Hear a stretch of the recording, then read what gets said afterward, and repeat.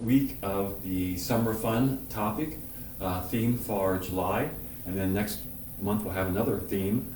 So we're talking about summer fun again and the importance of sea salt. So a lot of interesting information here that we'll get into, because most people believe that salt is bad because they've been told that for years and years and years through mainstream medicine. But we're going to talk about why it's good for you. So a couple of things we'll get into. Of course, I'm Dr. Mark here at Natural Health. We've been in practice now for over 40 years, doing chiropractic work and nutrition work and dietary guidance the whole time. So been a lot of water under the bridge there, of interesting times there. So we'll go in and go ahead and get into the information here, talking about salt. And there's different kinds of salt, and that's probably the main thing that mainstream doesn't really tell people. They just say salt.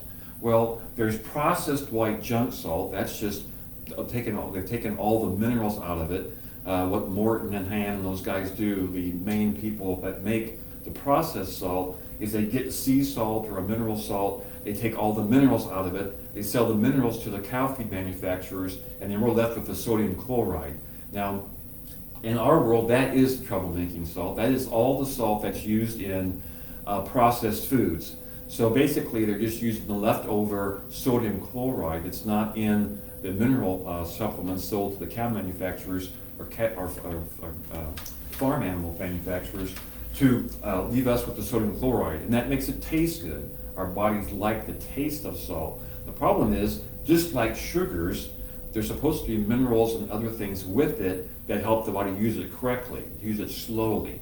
Well, when you just have plain salt or sodium chloride, then that causes problems. That can be an issue with swelling, water retention, and blood pressure. So we want to make the distinctions of what we're talking about salt. Salt is the natural salt, is the mineral salt like the pink Himalayan salt or the sea salt. And sea salt usually looks dirty. That's the minerals in there. Now, a game that's played with the manufacturers is that they'll start with sea salt, they'll call it sea salt, but it's actually, they've processed it all out. If it looks really white in there, it's regular salt. It's just plain processed salt. Another game I've seen played, I think Han does this, you have a sea salt grinder, maybe it's McCormick, a sea salt grinder, and you think you're getting sea salt. Well, no, the salt in there is just regular processed salt. But the grinder, it's a sea salt grinder, so it's another game they play to make you think you're doing it the right way. But we really strive towards getting people to understand that distinction and realizing that salt is good for you. So I'll go over some of the reasons why salt is good for you. Again, the premise is that salt leads to hypertension, which has never been scientifically supported. So there's no scientific research that says that. It's just something that somebody started, and that's what they believe, and it's kind of got into the lingo, and that's what happens. But it's not true. Of course, salt aids blood sugar control by improving insulin sensitivity. Again, if you get the right kind of salt, all the minerals in there are going to be helpful. Most of the effects of a true sea salt or a mineral salt are the mineral effects. So it's a natural antihistamine, which kind of goes along with another thing we're going to talk about here, but getting the body to drain all the gunk out, to clean the lymphatics. Your body needs salt to maintain the proper stomach pH. So to realize that sodium chloride, that's NaCl, and your stomach makes hydrochloric acid, which is HCl. The Cl is where the body gets that from the sodium chloride, from the salt, to make good stomach acid. Now, another thing people don't realize, after about age 35 to 40, our bodies stop making it as well as it could, many times because we're not getting enough salt, but that leads to problems with indigestion, gas, bloating, belching, even the gastric reflux. So as soon as you get that, they put you on the purple pill or a proton pump inhibitor. What does that do? That makes the stomach stop producing any acid, so you don't have the reflux, and the pain goes away. But what does it cause? Well, you're not digesting your food, and you have to have a high acid pH in the gut to absorb things like calcium and iron and the minerals like that. If you don't have that, you're not going to absorb that. So right away, the purple pill causes osteoporosis because you're not getting calcium. It will cause anemia because you're not getting the iron, and many other problems. you're not absorbing good proteins and good fats. So a big important thing is it's important to keep that good salt or mineral salt, sea salt, coming into the body so your body can make the proper stomach pH. The sea salt improves your sleep quality, again, by just helping the body with the minerals. The minerals help the parasympathetic system to come up, which is a system of relax, rest, and rebuild, and just calming down. Adequate salt consumption encourages a healthy weight and fast metabolism. Again, that's a lot to do with your getting fluid out of the body, and also there's a little iodine in the salt, which helps your thyroid to keep acting correctly, so that you have good thyroxine in the bloodstream to help with metabolism. And when metabolism works right, you burn off the calories. If your thyroid is lethargic, you have hypothyroidism, well then you don't. And so you get really tired, wore out, you have no energy, and you keep eating junk, and you have a lot of weight issues. A simple one there. And then with that, that is the fat part. The other side is the weight gain from water. And that is a problem when you don't get enough salt. The body moves water by moving salt. Kidneys move salt, and that pulls the water with it. And that's, of course, a biochemistry thing we'll have to look up into deeper detail. So again, it supports the thyroid function by the iodine in there, and it supports hyperosmolarity of the extracellular fluids. What does that mean? Well, that means that if you don't have good salt, if you don't have good hydration in the body, the liquids in the lymphatic system are thick or mucousy, and they don't move well. So then you don't get all the junk out of the body. The body stays toxic, and you want to make sure that you get that fluid more fluid so that it can drain out. So it gets out of the sinuses and the lymph nodes and all these areas that your body's trying to drain that out. But again, if it's just really thick stuff, body doesn't drain it out. So then you have problems with lymph nodes, and then what does that lead to? Well, we're off to a whole another topic there. So really important to look at this as salt as doing that. Again, because if you have salt, it actually holds water in the system, so that way you have more fluidity, the hyperosmolarity in that fluid. It makes it more fluid there. So adequate salt supports balanced hormones, again, the mineral aspect of all that, and makes food taste great. And of course, our bodies have a taste for sugar, salt, and fats, and manufacturers know how to use that against us. So any processed food usually has a high amount of either sugar, salt, or fats, but the wrong form. It'll be processed sugar, processed salt, and fats that don't go rancid, which are usually your trans fats from like processed oils and things like that. None of that stuff's good for you, but it tastes good. And so if they use enough of it, you want more of it because it's a habit thing to get into. Another thing that's important to realize is that the salt, the pH in the stomach acid, that's important, but the salt helps to acidify the urinary tract too, which that keeps the bugs under control, like the yeast problems, bladder infections, all that kind of thing is kept under control. And it's so important, again, to keep the pH throughout the body working correctly. A lot of that is pivotal on the stomach pH. If your stomach pH is where it's supposed to be at about 2, then your mouth pH is more balanced.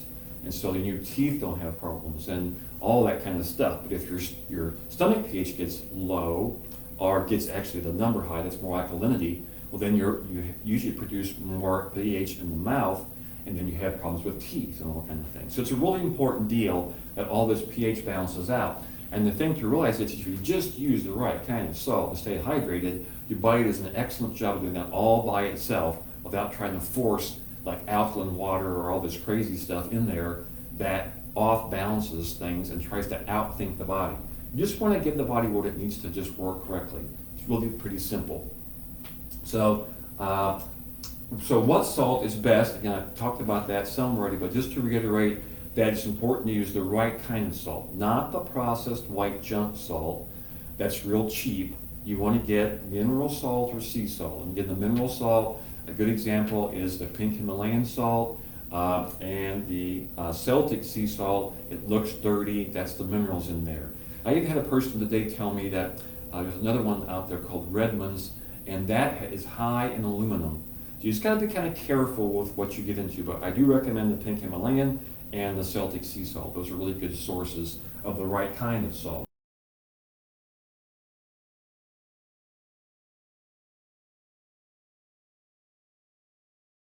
Per day. Now that seems like a lot. Depends on what you're getting into.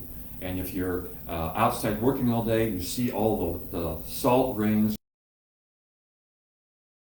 Time, they have this salt fetish in their head, so they don't eat any salt. They drink a lot of water, which is good, other than that it washes all the salt out of the body, and pretty soon they're dehydrated. They've been drinking a lot of water, but they're dehydrated. And so what happens then? Well, they pass out from heat stroke, and then they go to the hospital. What do they do at the hospital? Well, they put an IV in. What does that IV have in it? It's saline solution, which is what? Salt water.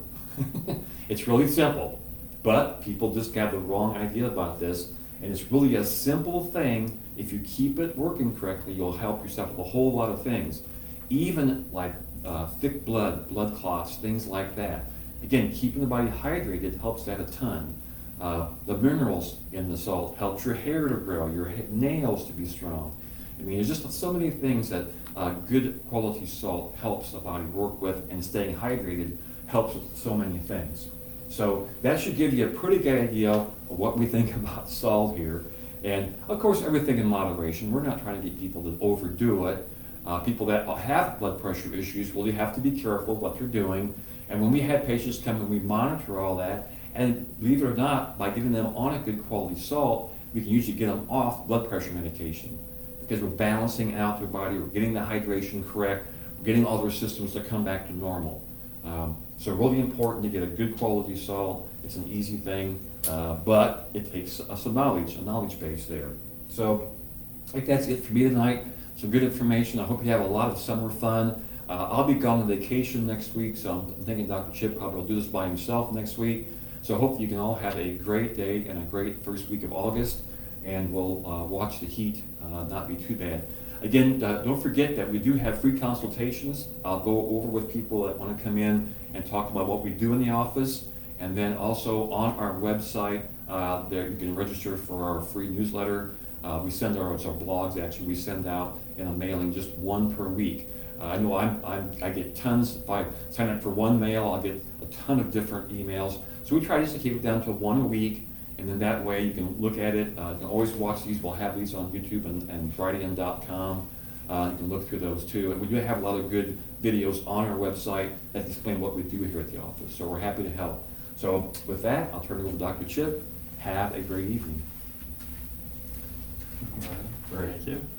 Okay, so we're at sea salt here, the importance. I'm Dr. Chip, and we will, again, keep our summer fun going. So again, just with salt, again, like Dr. Mark explained, is that salt's got a bad rep, but that's kind of more of your basic table salt, the sodium chloride, NaCl. And so what that means is that they took all the minerals out, and then, like you said, kind of separating the two. And so now you can sell your minerals to one market and then your salt to another market. So again, just another way of saying it. But kind of the root meaning, or what really is salt? What does that actually mean? And so technically, a salt is any substance that contains a combination of charged particles called cations, positively charged, and anions, negatively charged. So again, it's just more of, there are these different particles that are charged differently. And those are actually, if you can think about that too, you typically think about electrolytes. Electrolytes are more of your salts. And so, like we've been told many, many times before, is that we need to get good electrolytes in the body so that we're able to function well. And electrolytes, again, here's this definition: minerals that carry an electrical charge when dissolved in water. They're vital for your nervous system, muscles, and maintaining an optimal body environment. And so again, like Dr. Mark explained, is that he was kind of talking about the pH, the digestion, all that, the system working well. And again, that's kind of balancing that out to help regulate and actually digest your food properly. But here it's even saying that the nervous system, the muscles, and the overall body environment is actually supported with, again, the electrolytes.